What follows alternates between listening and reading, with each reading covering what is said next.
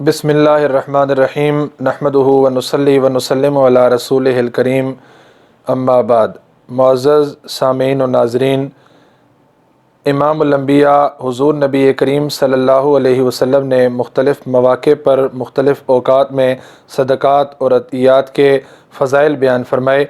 बुखारी शरीफ की रिवायत का ख़ुलासा है, आप सल्लल्लाहु अलैहि वसल्लम ने इरशाद फरमाया, इंसान का असल मालो मता वही है जो अपनी ज़िंदगी में ख़र्च करके उसे अपने लिए ज़रिए आखरत बना लेता है, वगरना जो पीछे छोड़ के जाता है वो दौलत और जायदाद वो वारसों का हक़ है, उस पर इसका तो कोई हक़ नहीं। मुस्नद अहमद और तिरमिज़ी शरीफ की रिवायत है कि सदक़ात गुनाहों की आग को ऐसे बुझा देते हैं जैसे पानी आग को बुझा देता है। और अबू दाऊद शरीफ की रिवायत है कि आप सल्लल्लाहु अलैहि वसल्लम ने इरशाद फरमाया कि एक इंसान जो अपनी ज़िंदगी में यानी सेहत और तंदुरुस्ती के आलम में, सेहत और तंदुरुस्ती के ज़माने में एक दिरहम खर्च करता है, ये उन 100 दिरहमों से ज़्यादा फजीलत रखता है जो वो मौत के वक्त खर्च करता है। मौत के वक्त इंसान का जी चाहता है मैं सब कुछ अल्लाह के रास्ते में सदका कर दूँ। मौत के वक्त उसका जी चाहेगा कि मैं अपनी सारी जायदाद फ़ुक़रा में तकसीम कर दूँ,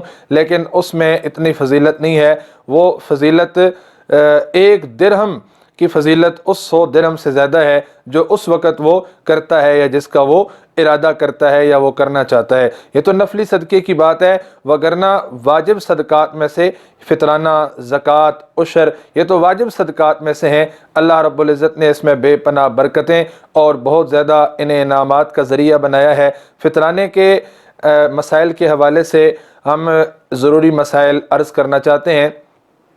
हर मुसलमान पर जो बक़दर निसाब माल का मालिक है, फ़ितराना अदा कर देना वाजिब है। निसाब कितना है? तो एक शख्स जिसके पास ज़रूरत से ज़ायद बर्तन, ज़रूरत से ज़ायद कपड़े और ज़रूरत से ज़ायद घरेलू माल इतना ज़्यादा मौजूद है कि अगर उस सब को जमा किया जाए तो उसकी मजमूई मालियत 52.5 तोले चांदी या उससे ज़्यादा बनती है, तो वो साहिब निसाब है और उसके ज़िम्मे फ़ितराना अदा करना वाजिब है। यानी मिसाल के तौर पे 52.5 तोले चांदी की जो कीमत है वो आप इंटरनेट से देख सकते हैं, चेक कर सकते हैं, मार्केट से चेक कर सकते हैं। आए रोज़ चूँकि उसमें इजाफा होता रहता है, कमी बेशी होती रहती है, लिहाजा उसे मुतय्यन करना मुनासिब नहीं है। बस आप सिर्फ ये देख लें कि 52.5 तोले चांदी तक अगर ज़रूरत से ज़ायद सामान पहुँचता है या उसकी मालियत से आगे जाता है तो फिर इंसान साहिब निसाब है।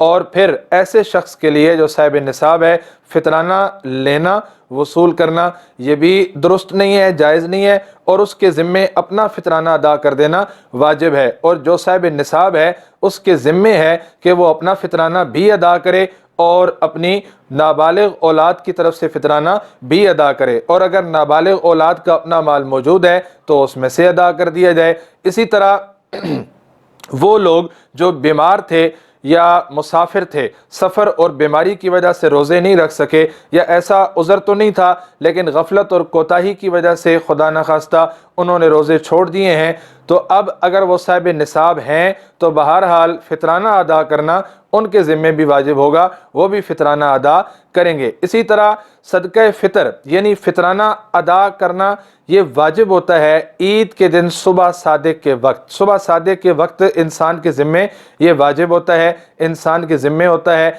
अब अगर कोई बच्चा ईद के दिन सादिक से पहले पैदा हुआ, या फ़कीर सुबह सादिक से पहले मालदार हो गया, या काफिर सुबह सादिक से पहले मुसलमान हो गया, तो फ़ितराना अदा करना उसके ज़िम्मे लाजमी होगा। लेकिन ऐसा सब कुछ अगर फजर के बाद यानी तुलुए सुबह सादिक के बाद होता है तो फिर उसके ज़िम्मे फ़ितराना वाजिब नहीं होगा। एक आदमी सुबह सादिक से पहले अगर इंतकाल कर जाता है तो उसकी तरफ से फ़ितराना अदा करना ज़रूरी नहीं होगा। अगर सुबह सादिक के तुलू के बाद वो इंतकाल करता है तो उसकी तरफ से फिर फ़ितराना अदा करना ज़रूरी होगा। इसी तरह फ़ितराना جس شخص کے ذمے خود واجب نہیں ہے، جو شخص صاحب نصاب نہیں ہے، وہ فطرانے کا مستحق ہے، اسے آپ فطرانہ دے سکتے ہیں، اس کے علاوہ کسی کو فطرانہ نہیں دے سکتے۔ انسان اپنے حقیقی بہن بھائی کو، اپنی پھوپھی کو، اپنے خالہ وغیرہ کو، اپنے چچا کو فطرانہ دے سکتا ہے، لیکن میاں بیوی ایک دوسرے کو فطرانہ نہیں دے سکتے۔ اسی طرح اولاد ماں باپ کو، والدین دادا دادی کو فطرانہ نہیں دے سکتی، اور والدین اپنی اولاد کو فطرانے کی رقم نہیں دے سکتے۔ اسی طرح یہ بھی یاد رکھنے کی بات ہے کہ فطرانے کی رقم کا فقیر کو مالک بنانا ضروری ہے، لہٰذا کسی اسکول پر، کسی عمارت پر، کسی رفاہی یا فلاحی کام پر یہ رقم خرچ نہیں کی جا سکتی، اس سے فطرانہ ادا نہیں ہوگا۔ باقی امام الانبیاء صلی اللہ علیہ وسلم کی تعلیمات سے ثابت ہے کہ فطرانہ 4 اجناس میں سے دیا جا سکتا ہے، گندم میں سے، جو، کھجور اور کشمش میں سے۔ اگر گندم سے ادا کریں تو نصف سا گندم ہے،